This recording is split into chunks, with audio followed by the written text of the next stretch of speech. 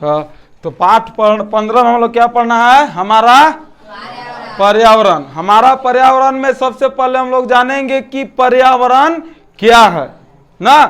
तो हम लोग साधारण भाषा में जानते थे कि हमारे चारों तरफ के फैले हुए आवरण, आवरण में सभी पेड़ पौधा जीव जंतु आ गया, उसी को हम लोग पर्यावरण कहेंगे। लेकिन डिफिनेशन में इसे कैसे लिखेंगे कि हमारे चारों तरफ पाए जाने वाले जीव जंतु, पेड़ पौधा, निर्जीव पदार्थ तथा वस्तुएं और प्राकृतिक परिस्थितियां जैसे सूर्य का प्रकाश और जलवायु इत्यादि के सम्मिलित रूप को क्या कहेंगे?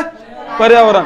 यानी हमारे चारों तरफ पाए जाने वाले जीव जंतु, जितना भी पृथ्वी पर जीव जंतु है, चारों तरफ पाए जाने वाले जीव जंतु, पेड़ पौधा, निर्जीव पदार्थ ना तथा वस्तु और प्राकृतिक परिस्थितियां जैसे सूर्य का प्रकाश हो गया, जलवायु हो गया, इस सब के सम्मिलित रूप को यानी मिला देते हैं, पूरा रूप को क्या कहेंगे हम लोग?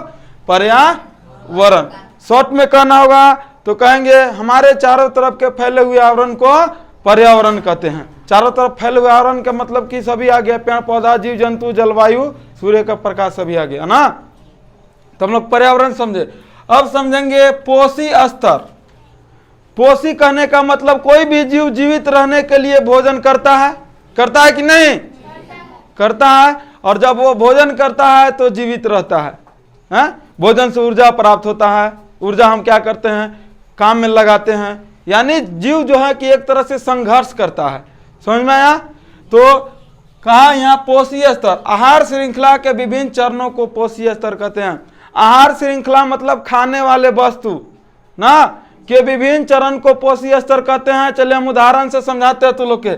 जैसे कि एक टिड्डा है, टिड्डा कीड़ा है। टिड्डा जो है कि प्राथमिक शाकाहारी है। टिड्डा जो है कि मांस नहीं खाता है।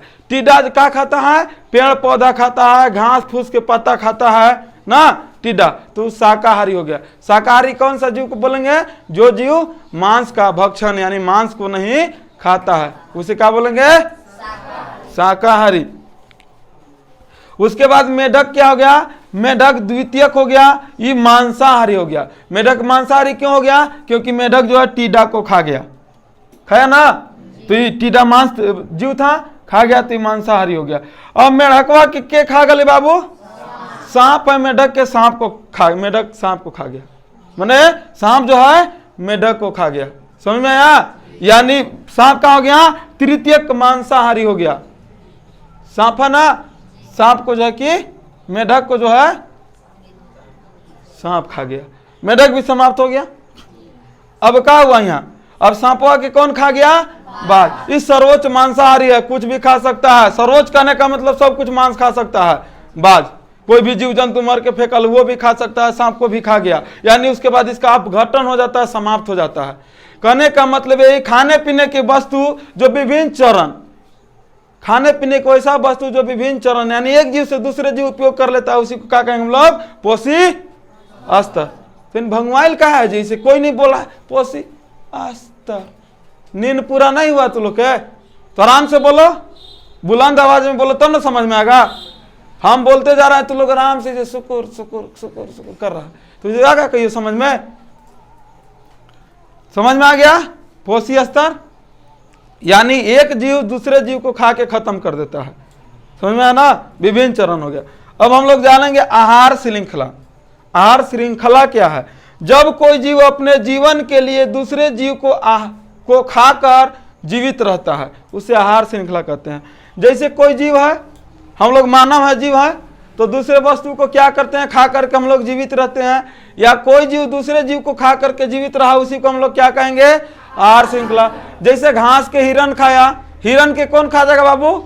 शेर खा जाएगा, बाघ खा जाएगा। घास को बकरी खाया, बकरी को बाघ खा गया। समझ में आया? यानी कहा यहाँ कि जब कोई जीव अपने जीवन के लिए दूसरे जीव को खाकर जीवित रहता है, माने अपने जिंदा रखने के लिए दूसरे को मुआ देना, दूसरे को चबा देना है, खा जाना है ना, तो क्या हो गया? आहार श्रृंखला हो गया। कोई दिक्कत? माने जब कोई जीव अपने जीवन के लिए दूसरे जीवों को खाकर जीवित रहता है, उसे क्या कहेंगे? आहार श्रृंखला।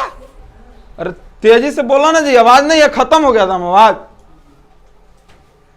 कि मन नहीं लग रहा है तू लोग पढ़े में। अब हम लोग जानेंगे आहार जाल। आहार जाल कहने का मतलब है कि एगो पोषी स्तर है, मतलब एगो भोजन है, वो भोजनवा में लगभग सभी कोई खा जाएगा। कहने का मतलब मान के चलो कि घास है, घास को हिरन भी खा गया, बकरी को भी खा गया, टीडा भी खा गया। तो एगो घास है, वो 3 गो आदमी मिलके, 3 गो जीव मिलके खा गया। अब तीनों जीवा के अलगे कोई जीव खाने वाला होगा। जैसे टीडा है तो टीडा के मेढक खा गया, हिरन है, हिरन को क्या खा गया, बाघ खा गया, बकरी है, बकरी को बाघ या शेर खा गया। तो खाने पीने के साधारण भाषा में हम लोग जाने, खाने पीने की वे वस्तु जो एक जीव जो है एक ही वस्तु को एक ही वस्तु को अनेक प्रकार के जीव मिल करके क्या करते हैं, भक्षण करते हैं, यानी खाते हैं।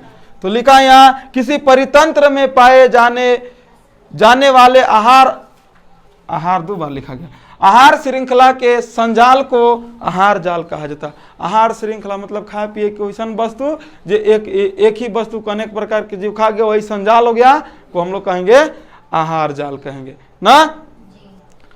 इसमें जीव भोजन के लिए कई प्रकार के जीवों का प्रयोग करता है, यानी आपन भोजन के लिए कोई प्रकार के जीवों का उपयोग कर देगा, वही क्या हो गया, आहार जाल हो गया।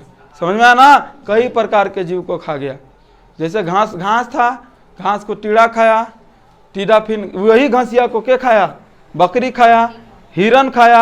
अब वही टीड़ा, हिरन और बकरी को दूसरा जीव भी क्या करे, खा जाएगा। माने भोजन के लिए विभिन्न प्रकार के जीव को एकदम चबा देना है, वही क्या हो गया, आहार जाल, आहार श्रृंखला।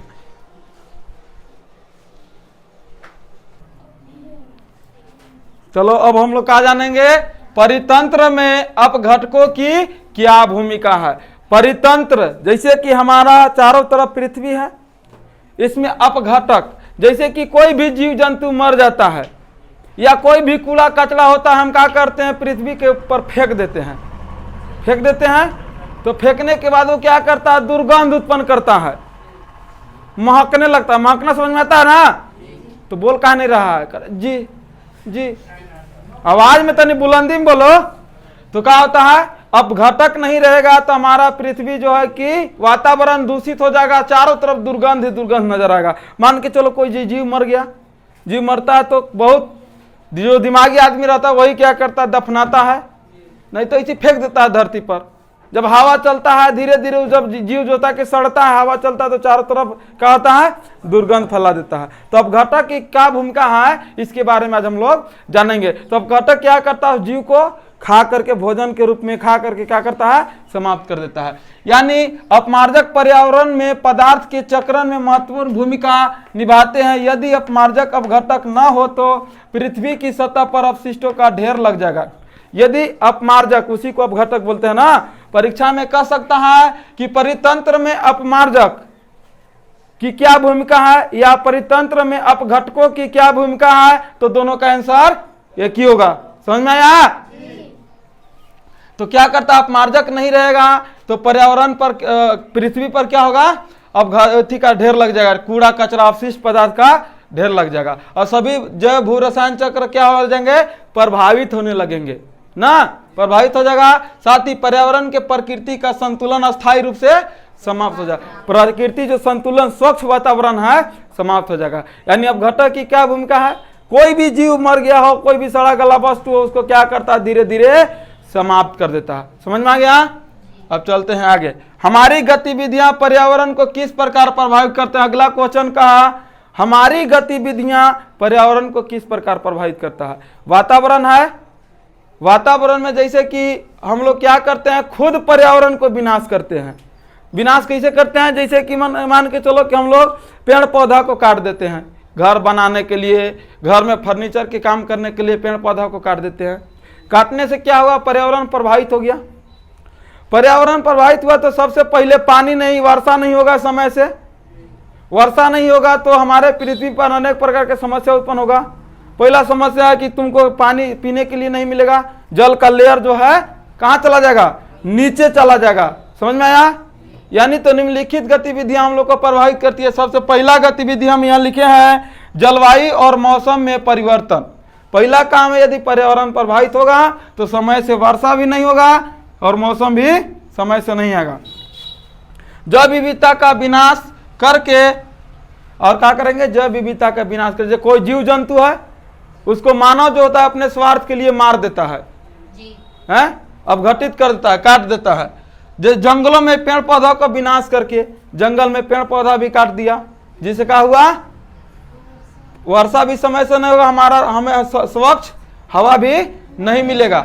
जल संसाधनों का अधिक उपयोग करके, अब जल संसाधन का अधिक उपयोग हम लोग क्यों करते हैं, मान के चलो हमें 5 लीटर पानी की जरूरत है, तो 5 लीटर पानी लेने के लिए 25 लीटर पानी हमें बर्बाद कर देगा। कैसे करेगा, पहले पानी भरेगा, बाल्टी धोएगा, घर धोएगा। जैसे 2 बाल्टी से हमको नहाना है, 20 लीटर से नहाना है तो वहाँ 100 लीटर से आदमी नहाएगा। बड़ा तनी गर्मी है हो, तनी नहा दे, 3-4 घंटा मिलल एकदम नहाए में, होता है ना, बड़ा तनी सुकून मिले थे, 2-4 बाल्टियाँ उझिल रही थी।